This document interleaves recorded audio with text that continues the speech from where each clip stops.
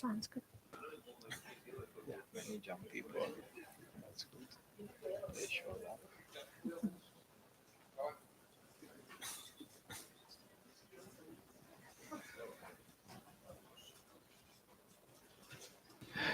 Very good. So welcome to the ICCUB colloquium.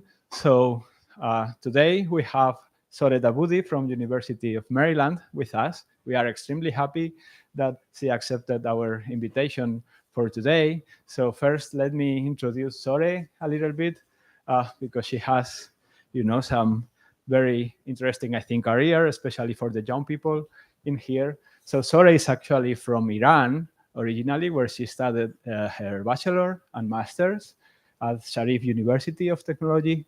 That's right. And I mean, for those of you who don't know, this is really the very, very top university in the country, very hard selection system to get in there. From there, she moved directly to the Institute for Nuclear Theory in Seattle to pursue her PhD on lattice calculations of QCD. And that was in 2014, Yes. I guess. So I believe we met shortly before your graduation, first time. And then after INT, she got a postdoc at MIT, where she stayed for 3 years. And immediately afterwards, she became faculty at University of Maryland, where she is now. Zohreh has obtained already in her relatively short career so many awards. I will just tell you a few of them. She got the Ken Wilson Award for calculations on the lattice. Then afterwards, when you were already in Maryland, you got the DOE Early Career Award. That's right. And also afterwards, she also got the Sloan Research Fellowship, also from the Simons Foundation at Research Fellowships, and very recently also the Humboldt Fellowship, right? So it's really our pleasure to have you here. We are very much looking forward to your colloquium. So please go ahead. Thank you very much, Javier, for the very nice introduction. It's just really great pleasure to be here, be able to give this colloquium to the Institute in Barcelona. As Javier said, I have promised to come here and present on this topic for a couple of years. I'm really happy to be finally here and meet that promise. Thanks a lot for this nice invitation. All right, so what I'm going to present today is on a program that aims to quantum simulate nature's fundamental interactions and particles. And I'm going to describe a little bit what I mean by fundamental in this topic, and then eventually, hopefully, motivate why we need such a program and where we stand with such a program. Okay? So let's first start by talking about what big problems are we after in nuclear and particle physics. I'm a nuclear particle physicist. I know that this is kind of a diverse institute. So I think it's good to remind ourselves of the kind of big physics problems that in our community we are trying to address. So let's just start from this picture of the standard model of particle physics. This is a beautiful mathematical framework that describes the underlying forces and particles that are responsible for the electromagnetism, weak force and a strong force in the visible sector of the universe. Really, the only fundamental force that does not fit this picture is gravity. Okay, so this is for many purposes the most general, beautiful theoretical picture that we have in terms of underlying particles and interactions. It describes interactions between a number of fermionic particles or quarks, as well as antiquarks, leptons, and antileptons. They are interacting via the carrier of the forces. The strong force is being mediated by the gluons. The weak force is mediated by these W and Z gauge bosons. And of course, electromagnetic force is mediated by a photon. And what is sitting at the center of this picture is the Higgs particle, which is responsible for giving mass to all the particles that have mass in this picture. Okay, so this framework has been already verified based on a lot of important experimental and theoretical works over the past few decades. So we really are certain that this is the set of underlying mathematical picture for these three forces in nature. Great. So then what are the questions that then we're after in nuclear and particle physics if we already know that this is sort of the mathematical framework? Obviously, there are a lot of questions that we still have to figure out, despite the fact that we know the standard model of particle physics. And I would say that we can categorize those questions into two sets. Okay, so question number one, we know that there are a lot of complexities already in the visible sector of the universe, all the way from the cosmos to astrophysical objects, neutron stars, and then all the way back to molecules and atoms and atomic nucleus, right? These are very complex many-body systems, and in the end, they are going to be described by the standard model of particle physics. But how do these complexities emerge from this simple picture that I have over here is a big $1 million question, right? And really, number two, the set of other questions that we're after are questions that don't fit the standard model. We know that there are sectors of the universe that we cannot really explain with a standard model, dark matter and dark energy being one of them.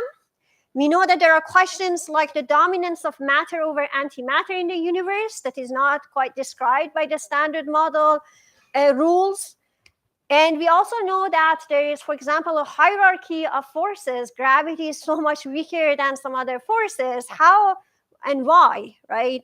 So there are a number of important questions out there in the universe that we can't really describe with a standard model.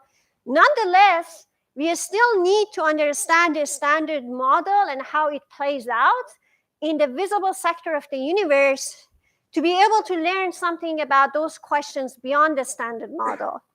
Why? Because a lot of times in experiments, we use the visible sector of the universe, including atomic nucleus, in our experiments, or we use neutron stars and their merger to be able to learn something about that physics beyond the standard model. So these are sort of our laboratory targets to be able to really resolve those effects of the beyond the standard model. But in order to do that, we have to really take out those contributions that are coming from the standard model so that we know that what is left, no matter how tiny, is the result of the violation of the standard model or beyond the standard model. So as a result, it is very important to be able to make reliable first principle predictions based on the standard model for systems that involve nucleons and visible matter, so that we can also learn something about what's beyond. So what's the issue? Can we actually go ahead and try to simulate all these complexities that arise from the standard model in a reliable first principle way? That's the goal, okay? The answer is yes, to some extent, but unfortunately not quite, and not in general. The reason is that we are really dealing with a very complicated system. Let me give you an example. Even the simplest object that you can think of, which is sitting at the core of an atomic nucleus, a proton or a neutron, okay? This is supposed to be made out of the quarks and gluons, but it is made out of these objects in such a way that is really, really complicated. Meaning that this very simplistic picture that a proton is made out of 3 quarks is not really the full picture. If you actually add up the masses of those quarks of the standard model, you're not going to get the full mass of the proton right. In fact, you're going to only get about 5% of the mass of the proton. So what is sitting inside the proton is well beyond those picture of 3 quarks. There is a very complicated dynamics of the quarks and antiquarks and gluons inside this object, which is very nicely pictured in this artistic view of the proton by some certain artists, that would give you sort of the idea that there is really a mess inside the proton itself. Now imagine that in the universe, we're not just dealing with the protons, we're dealing with collections of protons and neutrons, and they form another sort of many-body system of its own complexity.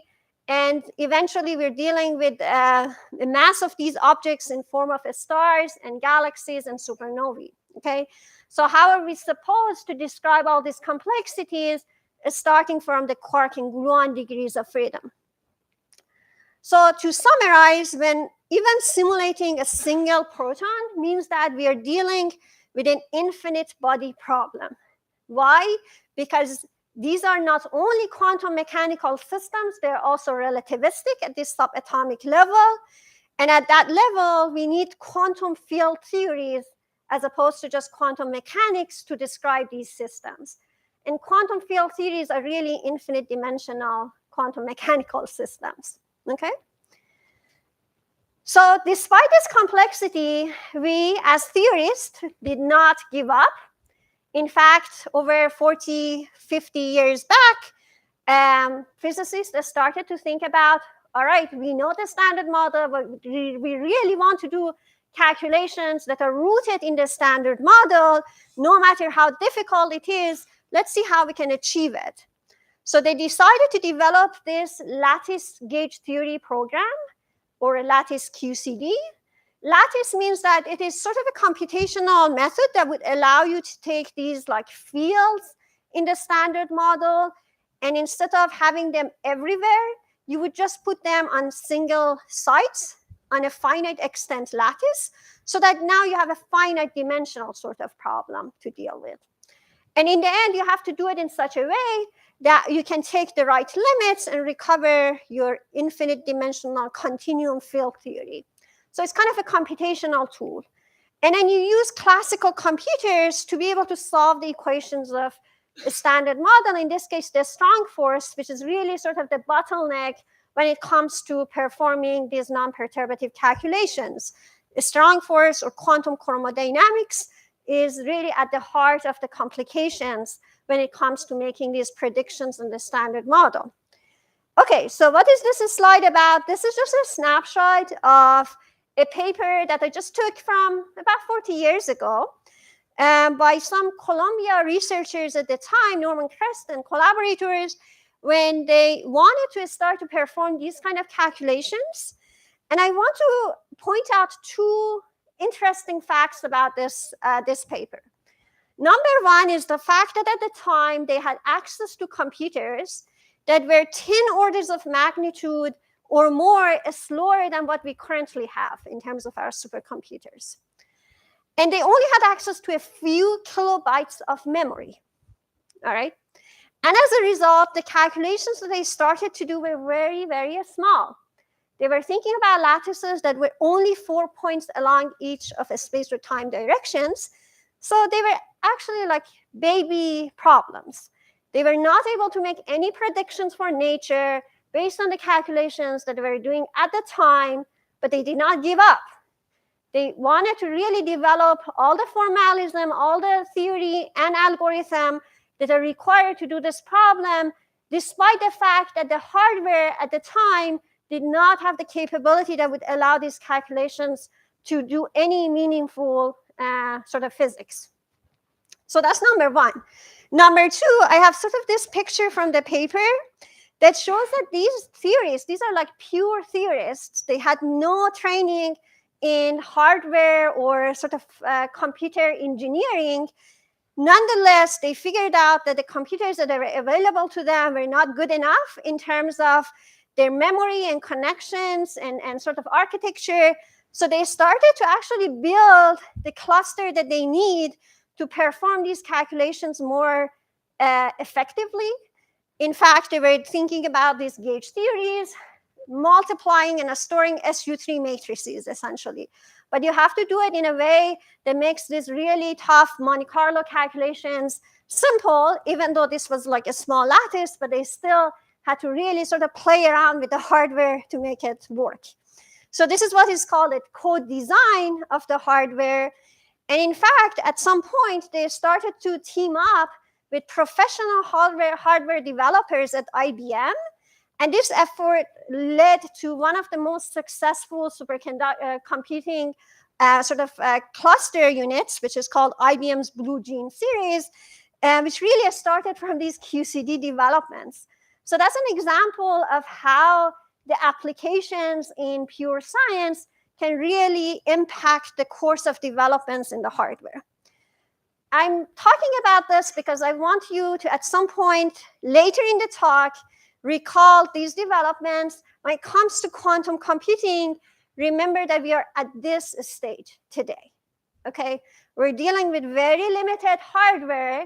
We're dealing with the sort of theory and algorithm that is not fully developed for these new computing strategies, but that doesn't mean that we should stop. It might actually take 40 years to be where we want to be in terms of achieving the science with these machines, but we have to start today, okay? So because of all these remarkable theory, algorithmic, and of course, hardware and co-design and benchmarking effort, nowadays in this lattice gauge theory program, we are able to actually leverage hundreds of millions of CPU hours or comparable GPU hours for even a single calculation. We're not talking about the entire sort of allocations for the community. For every single calculations, they may actually take hundreds of millions of CPU hours on the world's largest supercomputers. In fact, lattice QCD physicists are some of the most heavy users of these machines. And whenever a new system comes along, they would contact lattice QCD people and say, we really want to stress test our machines. Do you have a code to run, right? So I guess we are competing with cosmologists and on that front. So because of this, we have been able to nowadays achieve a lot of interesting results in support of nuclear and particle physics programs. So finally, these calculations have become relevant. They're impacting experiments, okay? In fact, they're impacting multi-billion-dollar experimental efforts in nuclear and particle physics by providing input for experiments like the anomalous magnetic moments of the muon, understanding properties of neutrinos, whether they are Majorana or not, and testing violations of the standard model symmetries, such as CP and time reversal, being able to understand the structure of matter, whether it's an atomic nucleus or a single nucleon or proton, all the way from experiments in Europe to Japan to the US, okay? So this is very important. It's finally really giving the fruits that we hoped to see 40 years ago. Let me just be selfish and give you two examples of the results that have come out of the lattice QCD method. Of course, there are plenty more that I could have shown, but this talk is not really about the success of classical computers. I really want to move to the topic of quantum computers. But let me just say that even though 10, 15 years ago, we really weren't sure that we can eventually start to look at things like nuclear reactions from the standard model calculations, nowadays we do have these calculations. So these are some of the results that came out of my collaborations within the NPL QCD collaborations. Assumpta is one of the early members of the collaboration. So you could say NPL QCD has a foot in Barcelona. So we achieved calculations of proton-proton fusion, which is one of the primary reaction processes that would start sort of the energy production chain in the sun, as well as very kind of exotic processes such as neutrinoless double beta decay, which turns two neutrons to two protons without the emission of any neutrinos. If we can observe this process in experiments, and there is a big experimental program searching for it, then we know that neutrinos are Majorana particles. They're their own antiparticles. And we would know that the standard model is broken. But in order to kind of make predictions for what that mechanism is for beyond the standard model physics that would cause such a process, we really need to be able to kind of separate out the effects of the standard model, and we would be able to sort of understand what is sort of the effect of this transition in a large atomic nucleus. So there's a lot of nuclear physics going on that has to be resolved, but really the starting point is to understand the sort of the rate of reaction of this process, this elementary process, using the method of lattice QCD, because there's no way to do an experiment like this for the elementary process that I have put over here. So sometimes we do have experiments to guide us and confirm whether we are agreeing with the standard model.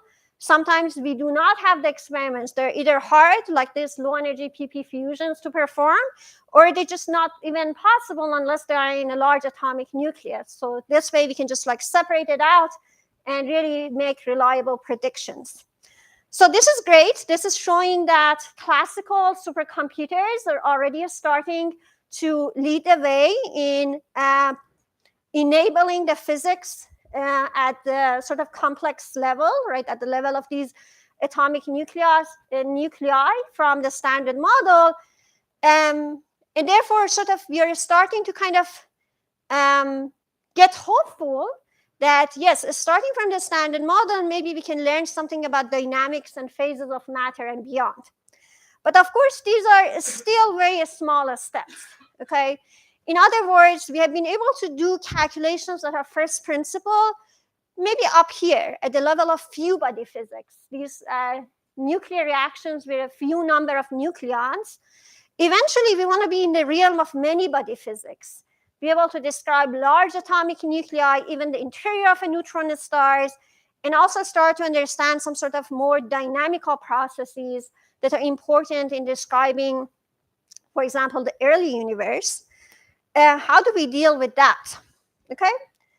As I will tell you, this method of classical computing QCD does not allow us to do this problem all the way. Okay?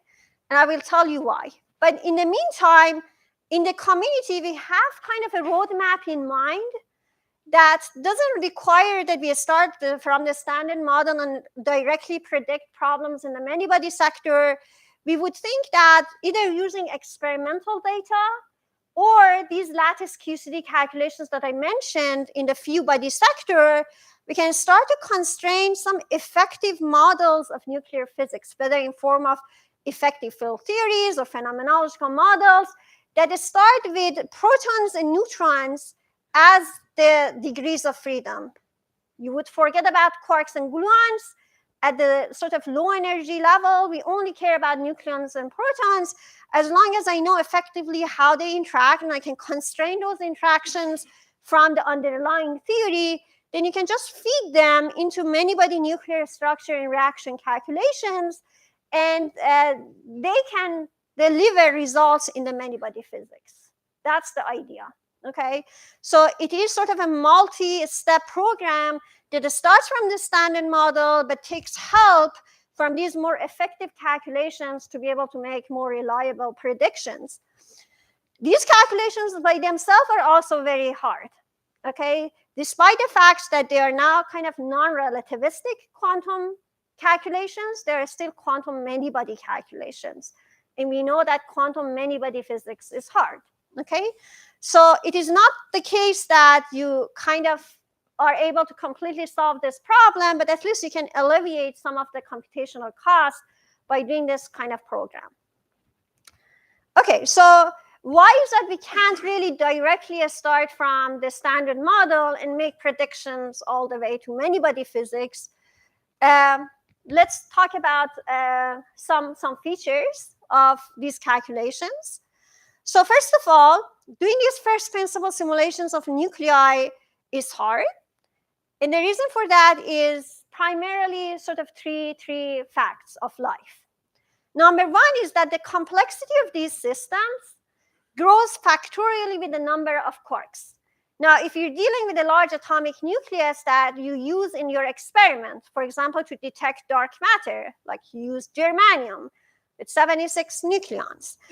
And now if you count the number of quarks inside these objects, if you think just about that naive 3 quark pictures of a nucleon event, then you start to see that you see a lot of different possibilities for correlating different quarks in your correlation functions And that's just a huge number. There's no way we can fit that number into our classical computers anytime soon, okay? There's also a severe signal-to-noise degradation problem in our classical Monte Carlo simulations at the moment. And it becomes exponentially bad as a function of the number of nucleons in the system. It's already exponentially bad, but it gets even more exponentially severe if you add more and more nucleons. And then number 3 is the fact that the excitation gaps of these larger atomic nuclei is very, very tiny compared to the QCD scale, which sets really the mass of these atomic nuclei. So we're talking about orders of magnitude difference in the excitation gaps compared to the ground state energy. It is really, really tough to be able to resolve those excitations and make predictions for example, for ground state properties of these atomic nuclei, particularly given that the fact that we are also trying to beat the signal-to-noise problem, and also have a very big complexity that we have to deal with in the simulation. So this is kind of hopeless for us at the moment with classical computers. We are thinking about maybe a few nucleons, so maybe helium-4 is sort of the limit of our capabilities in the next over the next decade or two. And then beyond that, classical computers would not be able to really push this any farther. So beyond an atomic nucleus, as I said, generally we're interested in understanding phases of matter, in particular the phases of strong interactions, when the strong interactions is the main player, for example, in the core of an atomic nucleus, in the core of a neutron star, and everything else in between. What are the phases? What are the phase transitions? Is there a critical point at somewhere in this phase diagram as a function of temperature and chemical potential? We don't really know. We have some conjectures based on simple models. We have, again, really expensive experiments that are running to be able to probe parts of these phase diagram and understand what's the nature of matter at those energies and temperatures and densities. But unfortunately, we're kind of out of luck based on first principle simulations to learn anything about this phase diagram, particularly as we go to these denser and denser regions of the phase diagram. And therefore, all these conjectures for whether there are some sort of superconducting, color superconducting phase, or cold quark matter, and so on, whether or not those exist, we don't really know. At the moment, we don't really have first principle predictions for those things. And the reason is that our Monte Carlo classical simulations run into a sign problem. This is very similar to what you get in condensed matter systems, in strongly correlated electronic systems. When you have fermions with finite density, you run into a sign problem if you try to do Monte Carlo importance sampling of your configurations. So this is of the same nature. So not only we want to understand these phases, we want to also understand these phases as they emerge in real-time dynamics of violent processes in nature. For example, how do they arise in the evolution of the universe after the Big Bang? We know that there was sort of very hot, dense sort of phases of matter. It started to cool down and sort of hadronizes and eventually turn into the cold universe that we see today. Understanding these dynamical processes and the phases that arise is one of the sort of overarching goal of our community. But again, our methods will not allow us to be able to study these dynamical processes. We run into another sign problem. And of course, we try to mimic these processes in the early universe, in the experiments, in heavy ion collisions or any high energy particle colliders, is trying to kind of mimic this kind of conditions. So even to be able to make predictions for what to see in those experiments and kind of compare and contrast it with the theory that we have is, again, very limited because of the lack of these first principle simulation methods based in the standard model. Again, I know there are a lot of astrophysicists and cosmologists here. One of the important particles out there in the universe are neutrinos. And as we know, neutrinos play an important role in the dynamics of astrophysical objects. Again, predicting the exact role that they play, for example, in dense astrophysical environments and supernovae evolution, is challenging because we know that these neutrinos are, again, relativistic and quantum particles. There are many, many of them at play as they propagate through this medium. And really tracking the quantum correlations as they propagate is difficult. These are, again, quantum many-body systems. Do we know that our classical or semi-classical approximations for the role of neutrinos are exact or accurate? Unfortunately, we have evidence that that might not be the case. How do we really solve this problem is beyond the limits of our classical computations. And then for those of you that care about sort of the high-energy physics and models of gravity as well, there are also computationally intractable problems in that realm. So if you want to understand the nature of quantum gravity in black holes, you may be interested in tracking that using this gauge gravity duality, if you know what that is. And for example, you can try to understand entanglements and correlations on a boundary quantum field theory to be able to make predictions for a space-time geometry and gravity in the bulk.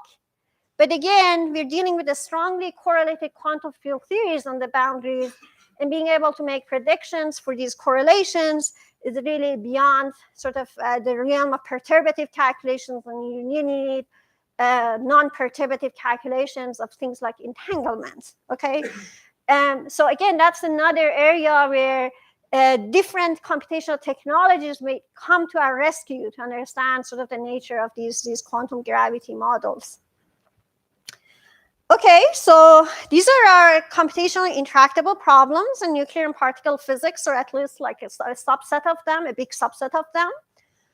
And if we can't deal with them in classical computers, maybe a way forward is quantum computing and quantum simulation, okay?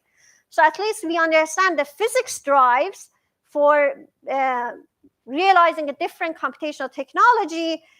Now we have to figure out how and whether that's really possible. So let me put this in the context where quantum technologies can fit our overall roadmap in nuclear and high-energy physics for making predictions for many-body physics in this field, starting from the underlying theory. So you can leverage quantum simulation computing methods in two ways. You can already start to simulate the standard model theories themselves. For example, the theory of quantum chromodynamics, put it on a quantum hardware, and maybe you already have a big enough hardware that would make predictions for dynamics and phases of matter based on those first principle simulations. That's the hope. But also, you can leverage quantum computing at this level, because as I said, even though these are now simpler calculations because they're kind of non-relativistic, they're still pretty computationally challenging. These are quantum many-body calculations. And therefore, you can also build quantum algorithms and leverage the hardware to be able to solve the problems and make predictions. So we can still use quantum computers on two fronts of this program, whether starting from relativistic quantum field theory calculations or starting from non-relativistic quantum many-body calculations in nuclear physics. Okay? All right. So why do we think quantum computing can facilitate these computational problems?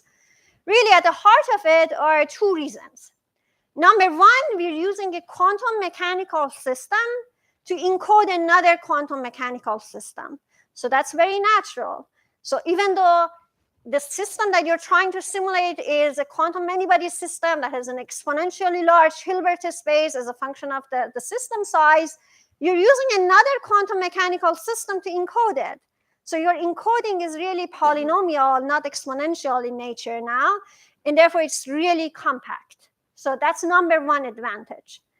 Nonetheless, if that would have been the only advantage, we might not be able to leverage quantum computers anymore, because you can imagine situations where the number of operations that you have to perform to be able to do a task is exponential in the number of qubits, then you're out of luck. So we don't want to be in that situation. So it is also important to realize that certain important tasks are proven to be able to done efficiently with polynomial scaling in resources by leveraging principles of quantum mechanics like quantum superposition and entanglement. You can highly parallelize operations to be able to achieve polynomial scaling algorithms compared to the algorithms that would have been exponentially difficult classically. Okay, so that's also very important. So that's a very high level sort of understanding of why quantum computation can help with these problems. But why do we think that it is the right time to start to think about leveraging quantum computers? The reason is really the field is driven by the progress and developments on the hardware technology side. Nowadays, there are very competitive machines and platforms, all the way from neutral atom platforms and architectures to Rydberg arrays, to trapped ions, to superconducting circuits, and even a range of other platforms, including semiconductor platforms and photonic platforms that are trying to build really reliable, larger scale quantum computing and quantum simulation technologies. So it is really the right time to start to think how to leverage them. Otherwise, we're going to be lag behind sort of other communities that have already realized the potential in using these machines to solve problems. In our field, nuclear and particle physics in particular, we have some of the most complicated computational problems. So we should also think about leveraging these systems. And that's why as a community, as of a few years ago or a decade ago, we have been becoming really serious about leveraging these platforms. Okay, so how do we proceed? Right? How do we develop algorithms and do code design and implementation? Let's talk about that. First of all, you also need to realize that there are a bunch of other technologies, algorithms that have been developed in other fields, and you may be able to leverage them. You don't need to reinvent the wheel. So we need to understand how different our problems are compared to other fields. So let me talk about this aspect a little bit. So in order to understand how to proceed, we need to realize that quantum simulation in general involves three primary steps, okay? And no matter what kind of calculations you're doing, even like in the quantum computing business, if you're doing a completely non-quantum simulation problem, you still have to kind of deal with these steps. So let's talk about them now in the context of quantum simulation, particularly for nuclear and high energy physics, okay? So first of all, you need to initiate your quantum computers, the state of your qubits or other degrees of freedom. So we call this a state preparation, all right? So in the context of quantum simulation for nuclear high energy physics, we need to prepare non-trivial initial states, whether it's in a strongly interacting vacuum, it's a hadronic state, it's a thermal state, because remember, I have interest in describing collision processes, dense matter, and all sorts of things, right? So you need to be able to understand how to initiate them on a quantum hardware. And this is non-trivial, especially in a strongly interacting quantum field theories like quantum chromodynamics, which is, again, very non-perturbative relativistic system. Even the vacuum states can be quite non-trivial. Unfortunately, there is no proven quantum advantage in a state preparation, meaning that there is no proven or guaranteed way that I can reach a certain accuracy in a state preparation with polynomial resources in terms of the number of qubits. That shouldn't stop us nonetheless, because as we have seen, there are many very effective heuristic algorithms that have been in play.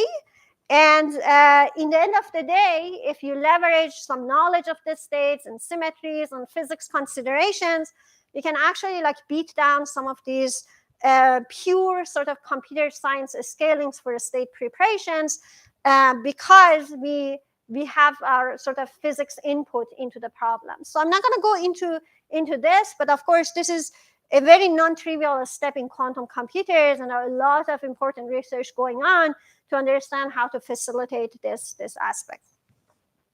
So once you have your initial state, then you do some non-trivial time evolution in the system. For example, if you're interested in high energy particle collisions, you have to prepare these high energy particles first, right? But then you just let the system evolve in time so that these particles can collide and then come out of the interaction region, and then you can sort of measure their properties. This is how we kind of quantum simulate a collision process, for example, right? So this is that non-trivial time evolution that goes on in the quantum computer. Importantly, this is very natural in a quantum computing because unitary operations is what quantum mechanics does well. So any quantum simulators can do this step, in fact, with proven quantum advantage, meaning that we have algorithms that scale only polynomially in system size. So that's great. We should leverage this.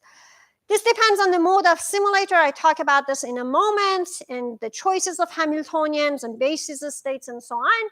But again, I'll talk a little bit more about these aspects as we move along in the talk. So once you do your time evolution of this state, then you want to know what the outcome is. So you have to measure observables.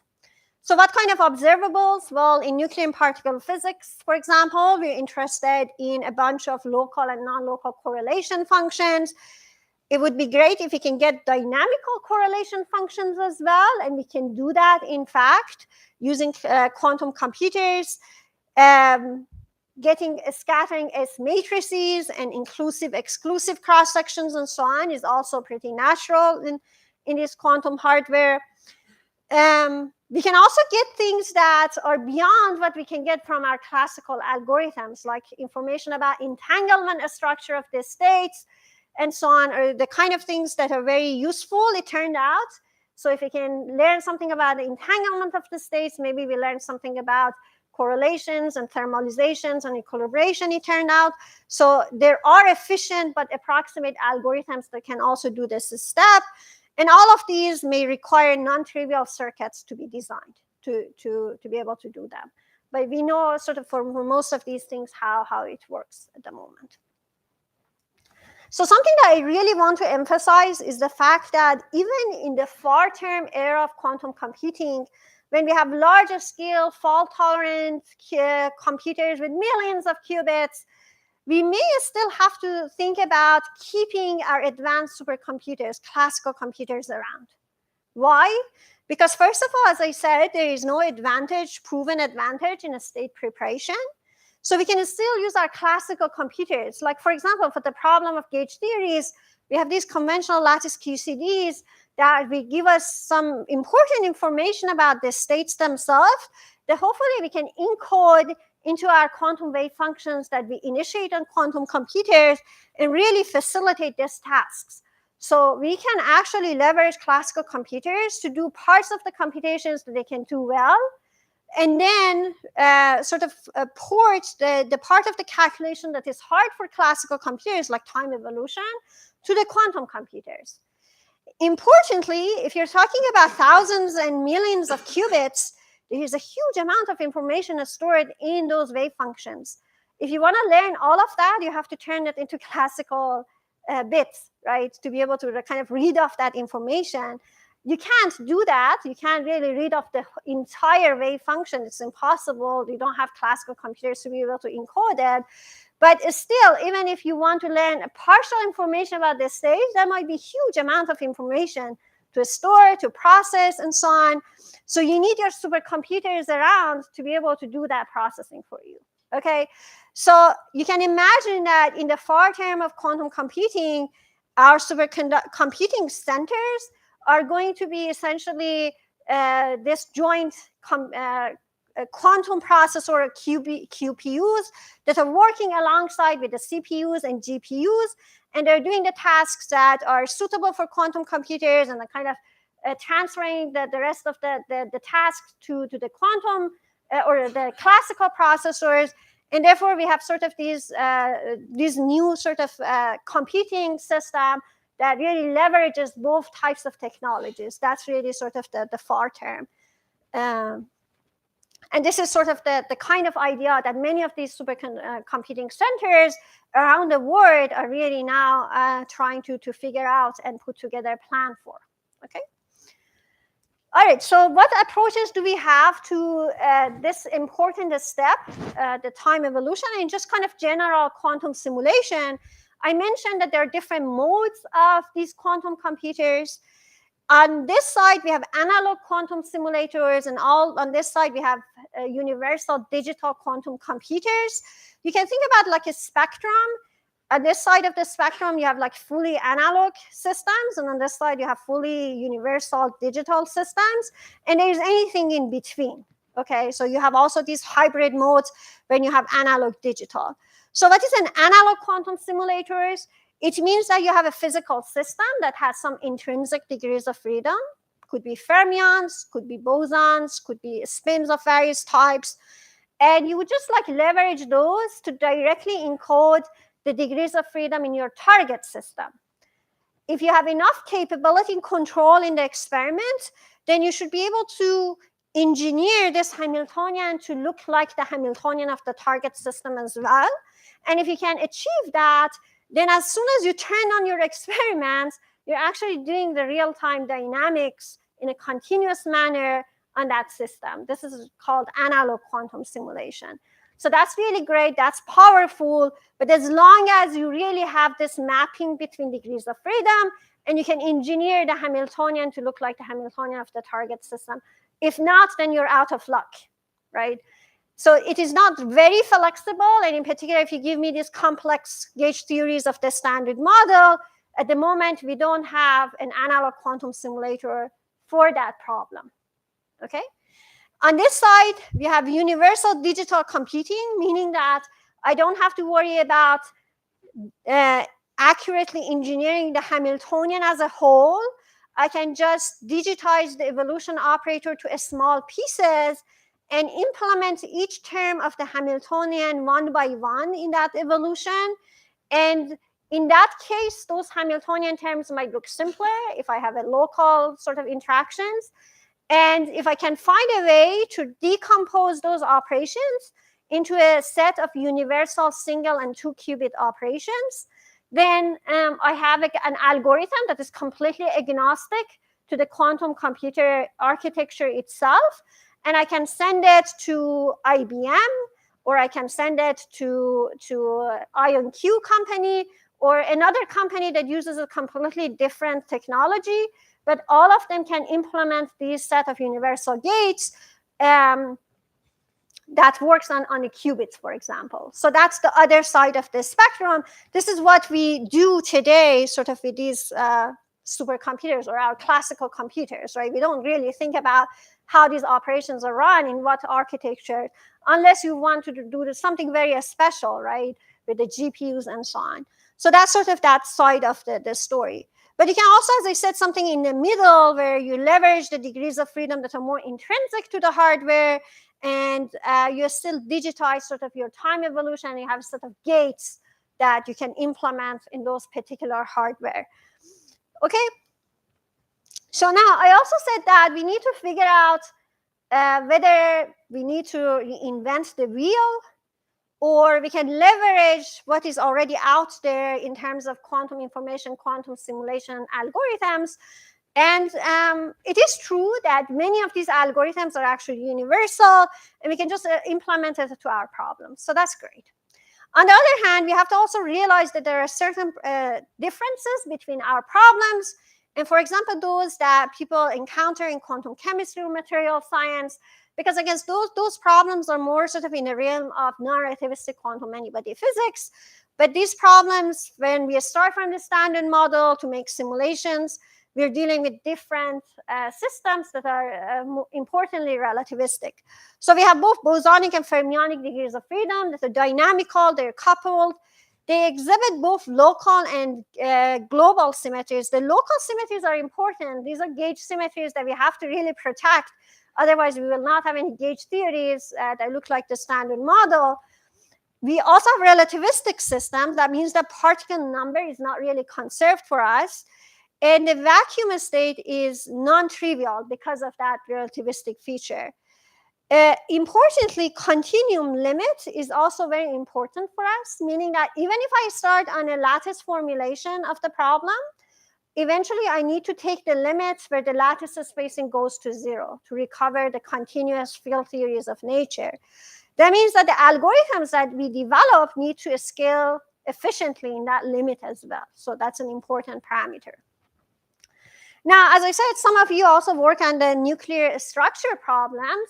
So you have problems that are computationally difficult, and you start simply from these nuclear Hamiltonians, which are sort of at the level of nucleons and hadrons, and they're non-relativistic. These look more similar to the problems that you encounter in quantum chemistry and material science, but still, they have farther complexity, I would say, because you're dealing with Hamiltonians that are increasingly complex. They are not even known with arbitrary accuracy given the energy and density scale of the problem. You have short, intermediate, and long-range interactions, tree and multi-body interactions. You can have pions and other bosons that could become important and dynamical, and you have to keep track of them in the simulation. So these are the features that we have to encode in our algorithm. As a result, the quantum simulation program for nuclear and particle physics is really a multi-pronged program. There are aspects such as theory developments, algorithmic developments, as well as implementation, benchmarking, co-design. They all have to be sort of pushed forward together. Okay. How much time do I have? 3-4 minutes. Okay. All right. All right. So maybe I'll just skip or go very fast. So there's a lot of theory developments on how to understand to perform these computations on the Hamiltonian formulation, make sense of systematic uncertainties and preserving the symmetries and so on and so forth. This is a busier slide. I would tell you that this is a really lively field, and people are trying to really understand the formulations for quantum simulations of gauge theories from a theory perspective. There's a lot of algorithmic developments that are going on to understand what are the best near and far-term algorithms with bounded errors. Again, how to protect symmetries in the algorithms themselves, and how do we do things like state preparations and measuring observables. That's also a very active field. Really started from the seminal work of Jordan Lee Preskill in 2012, when they said, well, you can actually achieve quantum advantage in quantum simulation of scattering in a scalar field theory. They wrote a very nice algorithms from beginning to end that would tell you what kind of resources are required to do that problem. And then since then, it has been really sort of extended and propagated in the context of gauge theories of nature as well. Again, these are some of the developments that you can check out. So one thing that I really want to emphasize is that we do have the algorithms and we know what it takes to do QCD problems. And I'm going to give you maybe some of the resource requirements for QCD and kind of leave you with that, although I have plenty of other examples of developments on the hardware that I can just leave for you to check out the slides later. Okay, so what does it take to do QCD on a quantum computer? So in order to do this task, I'm going to just focus on time evolution part, because as I said, many of algorithms for state preparation are heuristic, so I can't really do a rigorous resource counting for that part. Time evolution is a very important task in both a state preparation, in the devolution side, even in the measurement side of things. So it's good to understand the costs associated with that. I'm going to focus on one Hamiltonian formulation of gauge theories called Koget and Susskind. If you care to know exactly the detail, you can talk to me later on. I'm going to look at this truncated electric field basis. So these problems have a Hamiltonian that, again, you don't have to worry about it, but it's a Hamiltonian that describes the interactions between the quarks and the gluons in this QCD. There are terms that are associated with electric field and magnetic field energies, and there are terms that are associated with the mass and the kinetic energy of the fermions on the lattice. So that's sort of generally what these Hamiltonians are. And of course, these Hamiltonians are very complex. This is a QCD theory, and you can imagine that this is very different from an Ising model, for example. Okay, so a lot of complexities are hidden. All right, so time evolution of QCD. Let's say I'm going to focus on a lattice that is just 10 by 10 by 10. And I'm going to look at a lattice spacing that is 10 to the minus 2 in the same units as I set the units of the length over here. The cutoff on the electric field, because electric field, these gauge bosons have infinite dimensional Hilbert space. You have to truncate them, and you have to understand how much error you make by truncating them and incorporate that in the total error of the simulation. And then I'm going to do this as a fixed parameters, masses, couplings that are near the continuum limit. And I'm going to set the error and the time evolution operator to be 10 to the minus 3, right? Of course, I can't do this exactly, otherwise I need infinite resources, it turned out, but you can always do this with resources that are logarithm in the inverse of the error, so that's great. Or a polynomial in the inverse, depending on the algorithm. Already you can see that you need 10 billion qubits to do this problem. So this is not something that you can do today on IBM. You cannot probably do it in 10 years either. Okay, so this is a really far-term problem to do properly. The standard model theories are hard. Even more importantly is the problem with the number of operations. So the T-gates are expensive gates in the fault-tolerant era of quantum computing. This seminal paper by Kan and Nam in 2021, which is a paper, is like 110-20 pages of analysis to understand how to do this problem properly. So this is really a great paper. Would give you that you need 10 to the 53 expensive gates to do this problem. So essentially forget about it. Because in quantum chemistry problems, people are talking about maybe 10 to the 15, 10 to the 20 T-gates. And even then, that's very depressing, right? Okay, is it the end of the story? Fortunately not. So we figured that just even not changing the algorithm, but rather implementing algorithm in a more wise ways by taking advantage of the symmetries, better term decomposition, we can already bring down this cost by 13 or 14 orders of magnitude. So algorithmic development with physics insight is very important.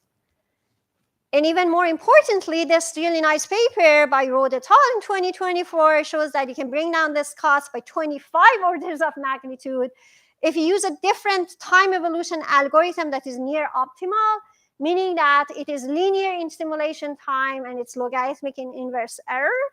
And if you do that, you can actually get a much better scaling. And so you see that really this is a very active field, and we don't even know whether this is the end of this story. So if you have great algorithmic ideas, you're welcome to think about this problem and really bring the cost even more. So I want to tell you something really interesting before I finish, because people tell me, how much does it take to do QCD properly on a classical computer? Of course, with these real-time dynamical problems, we can't do this anytime soon. It would take the age of the universe to do this on a classical computers. But we can do these problems like in a static problems, like the ones that I showed in the beginning of the talk. I said we're spending millions of CPU hours on these problems. Let's actually do a comparison, okay? So classically, we use fractions of an exascale machine, which operates 10 to the 18 floating point operations per second, and we do this per year, okay? So remember, a year is about 10 to the 6, 10 to the 7 seconds. So we're talking about 10 to the 24, 25 operations per second on a classical computer to do these QCD calculations, each of them, okay? And we're using or storing our data, these gauge configurations, in petabytes or 10 to the 15 bytes of memory. So why are we surprised that quantum computers are going to take 10 to the 10 qubits and 10 to the 28 T-gates to do QCD calculations? Well, they can do real-time calculations that we cannot do here, but it's still, in terms of like a storage and processing time, they're comparable to what we do today with classical computers. So we really need to be patient and wait for those quantum supercomputers to arrive. That might be 10 years, that might be 40 years. Remember that slide in the beginning? This is the stage that we are at now today. But at least we understand how to solve these problems. We understand algorithms. We know how to improve the algorithms. And we think that there is still more ways to improve the algorithms. At some point, the hardware would come along, we meet each other at one point, and we can do these calculations. That's the hope for the field. And in the meantime, let me just skip these. In the meantime, we're doing a lot of co-design, implementation, and benchmark on the hardware, and I really didn't have any time to go through all these really exciting results. I had a lot of highlights about the work that people are doing to be able to put these real-time dynamical problems on a quantum hardware for small systems, tiny systems. Remember, I said we can do only a small system, lower dimensional problems today because the hardware is not really there yet to be able to do them. We know how to do them eventually, but we also know how to take advantage of the experiments today. And these are those examples in both 1 dimensions and 2 dimensions that the community has been really putting together, all the way from time evolution, thermalization problems, string breaking, and bubble nucleation, false vacuum decay, preparing hadronic states, vacuum states, wave packet states, even doing things like scattering and transitions on the hardware. I talked about this yesterday at the workshop, so I can just very quickly skip this. Being able to prepare these high-energy hadronic wave packets and scatter them off each other in simple models, look at things like beta decay, double beta decay in the quantum hardware and really implement it. We can look at things like parton showers, jets, parton distribution functions, energy-energy correlators, a bunch of things that particle physicists really care about, and they're really hard to calculate using the current methods. We can do them with these quantum algorithms. Phase diagram of matter for strong interactions. There's really some nice work on phase diagram of QED, phase diagram of lower dimensional QCD, and being able to understand how to get things like transport coefficients, shear viscosity, and so on a quantum hardware. Understanding how to describe open quantum dynamics in this sort of, say, quark-gluon plasma environment. When a quarkonium moves and really interacts with the environment, it's a hard problem to solve non-perturbatively, but now there are very nice quantum algorithms that will allow you to do that, and even small demonstrations on quantum hardware. So there's a lot going on in the field to try to leverage different technologies and architectures for these nuclear particle physics themed problems. Okay, so let me really finish with this slide. The final word, overarching goal is to be able to describe dynamic and phases of matter of relevance to early universe, high energy particle collisions, and the phases of matter in the interior of neutron stars and elsewhere, is starting from the interactions of the standard model, really first principle, or maybe effective models of the standard model like these nuclear many-body systems. Simulation is the way to go because many of these problems are non-perturbative. Classical computers are very limited to make predictions for these systems at the moment. And we think that quantum computing and quantum entanglement can really help us to facilitate this program. Something that I didn't even touch on is the fact that this quantum entanglement and quantum information lens can provide more insight into the fundamental interactions and underlying principles for these interactions as well. This is also really exciting frontiers, and there are some really experts in sitting in a room like Caroline and others that have thought about these problems. This is also starting to kind of give us more theoretical sort of perspectives on the fundamental interactions themselves. So overall, this is a very nice, exciting program. If you're interested in theory, algorithm, hardware, and everything in between, there is something for you to do. These are a list of my collaborators. It's a very long list. And I want to emphasize that this is a very multidisciplinary field. These are not just nuclear particle physicists that want to solve these fundamental problems, but there are also a lot of condensed matter physicists, computer scientists, AMO scientists, and experimental and theoretical quantum information physicists and scientists and engineers that are involved in this program. I have worked with many people, many of them young, talented, excited to really push the frontiers of this field. So again, if you're interested, there's so much to get done, and it is not too late to get involved. All right? Thank you very much.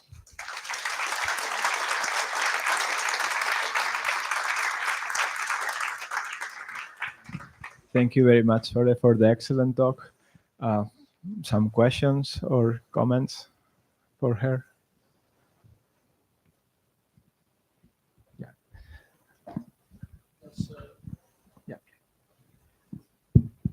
It is sort of a technical question, so I'm happy if you don't want to answer it. But does this new approach have anything to say about fermion doubling?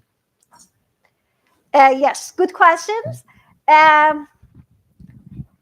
Many of the ideas that are developed on how to discretize fermions properly on the lattice, keeping the chiral symmetry intact and so on as you take the continuum limit, is still apply to the Hamiltonian formulation, including sort of the Koget and Susskind formulations, the Wilson fermions.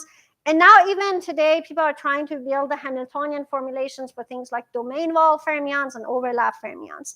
So the idea is the same.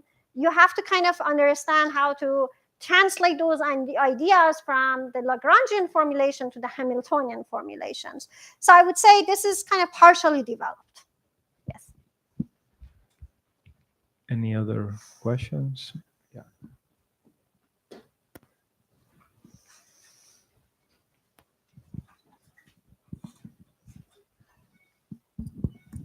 Thank you for the interesting talk.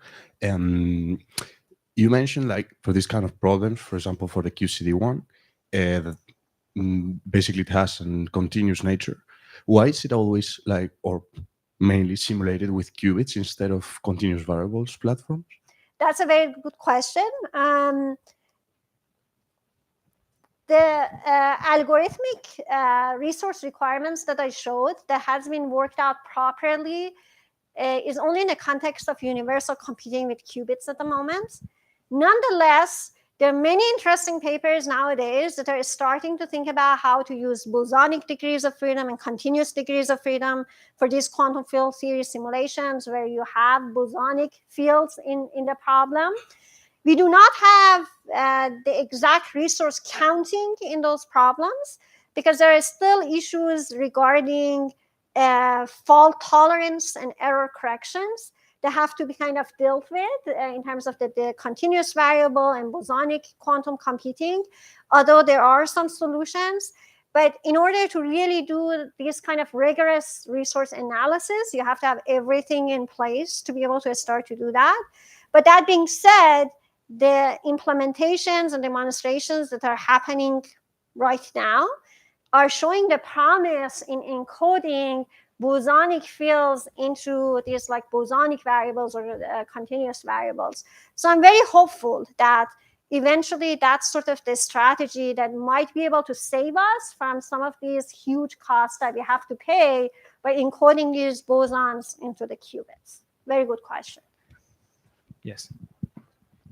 So you talk a lot about quantum computing. We have several at Barcelona Supercomputing. There is an effort, and that if I can you explain a bit what is the advantage versus regular computers, and what is the state right now? Because from the literature, it seems that they can factor, for example, relatively small numbers, so they're not as performant as one would expect.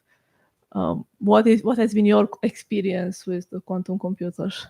Yes, good question. So with any other problem, so I talked mostly about problems in nuclear and particle physics and kind of try to justify that in order to do proper simulations that we cannot do classically using quantum computers, you have to wait quite a long time to get there. It is the same with many other problems in other fields. Okay, so in order to do problems that show quantum advantage, whether it's in factoring numbers, in cryptography, in material science, in finance, we need to have larger scale fault tolerant quantum computers, and we are not there yet.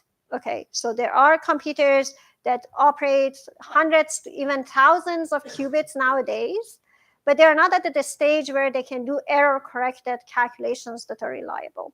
So the reason that we have started and the other communities have started to take seriously the prospect of quantum computing is not the fact that they can solve problems today, is the fact that they can solve problems tomorrow. They are really progressing fast. 5 years ago, we had like 5 qubits. Today, we have hundreds of qubits. In a few years, we might have thousands of qubits.